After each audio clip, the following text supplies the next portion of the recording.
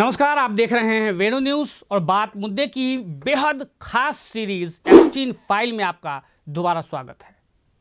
आपको बता दें कि एप्स्टीन फाइल से जुड़ी एक विक्टिम की वकील ने यानी एक महिला की वकील ने उन्हें बताया कि बहुत बड़े एक शख्स जिनका नाम है एंड्रयू माउंटबेटन विंडसर के लिए उनके साथ सेक्स करने के लिए उन्हें ब्रिटेन भेजा गया था।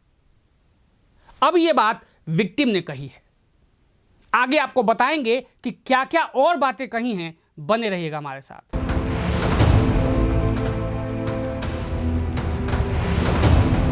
यह कथित मुलाकात साल 2010 में पूर्व प्रिंस एंड्रयू के निवास रॉयल लॉज में हुई और ये महिला ब्रिटिश नागरिक नहीं है और उस समय उसकी उम्र 20 वर्ष के आसपास थी।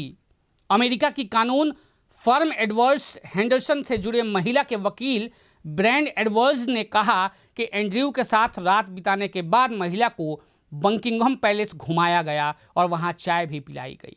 यानी आप सोचिए, ब्रिटेन के सबसे बड़े महल बकिंघम पैलेस, महारानी के महल में उसे घुमाया गया, उसे चाय पिलाया गया और शायद इसी शान शौकत के दम पे उसे ये लालच देकर या पैसे के बल पे वहां इसके लिए भेजा गया था और वहां संलिप्त वो व्यक्ति उसके साथ आगे क्या क्या करता है वो सब उस लड़की के वकील ने इस फाइल में बताया है एक मीडिया घराने को। वकील ने बताया कि हम कम से कम एक ऐसी महिला की बात कर रहे हैं जिसे जेफरी एप्स्टीन ने प्रिंस एंड्रयू के पास भेजा था और प्रिंस एंड्रयू के साथ एक रात बिताने के बाद उसे बकिंघम पैलेस का दौरा भी कराया गया। बीबीसी न्यूज ने एंड्रयू माउंटबेटन विंडसर से इस मामले पर प्रतिक्रिया मांगी है, लेकिन अब तक उनकी ओर से कोई जवाब नहीं आया।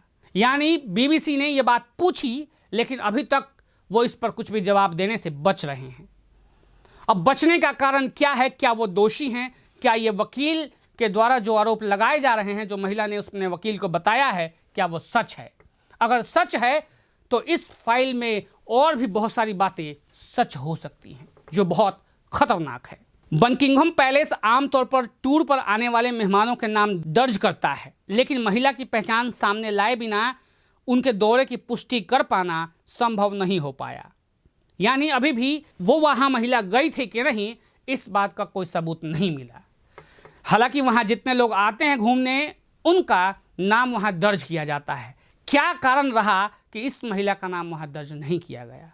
हो सकता है कि इस बात में बहुत सच्चाई हो। इसके बाद ब्रिटेन के राजघराने में भी उथल पुथल मचना संभव है। एंड्रयू के घर में रात बिताने का महिला का यह दावा पहली बार है जब किसी एप्स्टीन सर्वाइवर ने किसी शाही निवास में यौन संबंध का आरोप लगाया है।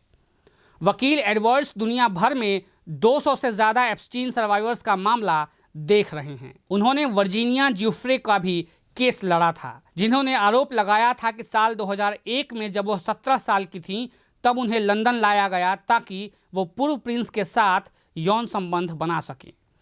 ज्यूफ्रे ने कहा कि 2001 और 2002 के बीच उन्हें एंड्रयू के साथ 2 बार और यौन संबंध बनाने के लिए मजबूर किया गया, एक बार न्यूयॉर्क में और एक बार एप्स्टीन के निजी कैरिबियाई द्वीप पर, यानी उस आइलैंड वाले घर में जहां ये सारे कार्य कारनामे किए जाते थे, जहां एप्स्टीन ऐसे लोगों को बुलाता था और उनसे चाहे वो राजनीतिक लाभ हो या आर्थिक लाभ हो, वो लेने के बाद उन दोनों को वहां से भेज देता था। यानी वो घटना स्थल का मुख्य केंद्र होता था। जेफरी एप्स्टीन को साल 2008 में फ्लोरिडा में 14 साल की लड़की से सेक्स के लिए उकसाने के मामले में दोषी ठहराया गया था। इस मामले में उसने अपनी सजा 2010 में पूरी की थी। फ्लोरिडा से आने वाले वकील एडवर्ड्स ने मीडिया को बताया कि जिस महिला का वो प्रतिनिधित्व कर रहे हैं, उनके और पूर्व प्रिंस के बीच मुलाकात से पहले आपसी बातचीत हुई थी। महिला का कहना है कि इसी दौरान वो एंड्रयू के साथ रात भर उनके घर में रुकी थी। एंड्रयू ने कहा कि वो पूर्व प्रिंस के वकीलों से बात करना चाह रहे थे, लेकिन ऐसा लगता है कि पूर्व प्रिंस जो हैं वो अपने वकीलों से कट गए हैं, इसीलिए उनकी तरफ से कोई भी जवाब अभी तक मिला नहीं है।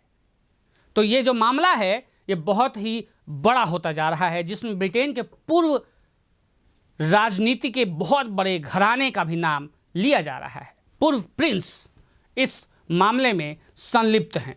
तभी वो जवाब भी नहीं दे रहे हैं और जो लड़की है वो एक एक डिटेल बहुत साफ तरीके से बता रही है।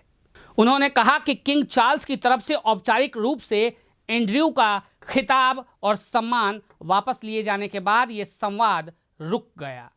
एंड्रयू के पिछले साल अक्टूबर में उनकी शाही खिताब छीन लिए गए थे। ये फैसला ज्यूफ्रे की मरणोपरांत प्रकाशित आत्मकथा के बाद लिया गया। उसके साथ ही ये भी ऐलान हुआ था कि एंड्रयू विंडसर स्टेट में मौजूद रॉयल्स लॉज छोड़ेंगे, जहां वो 2004 से रह रहे थे। पूर्व प्रिंस के खिताब वापस लेने की घोषणा करते हुए पैलेस ने बयान में कहा था कि कार्रवाई जरूरी मानी गई है।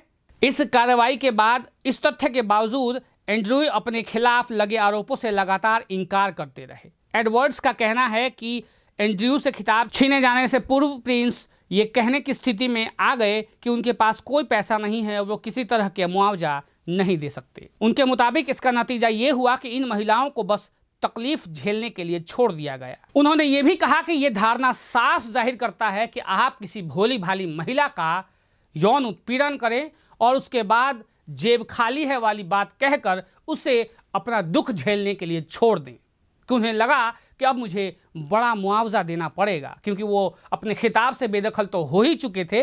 अब जो रही कसर थी वो पूरी होनी थी, लेकिन वो इससे कतराते रहे, वो बचते रहे। एक मीडिया घराने का यह भी दावा है कि जेफरी इससे पहले भी कई महिलाओं को प्राइवेट जेट्स में यहाँ से वहाँ ले जाता रहा है और शायद वो देश के सबसे बड़े और ताकतवर लोगों तक इन महिलाओं का सप्लाई किया करता था। तभी उसके तार इन सब लोगों से इतनी गहराई से जुड़े थे, जिसका खुलासा अब हो रहा है। हालांकि इस खुलासे के बाद पूर्व प्रिंस कुछ बोलने की स्थिति में नहीं है और न ही उनके वकीलों की तरफ से कोई बयान जाहिर हुए हैं।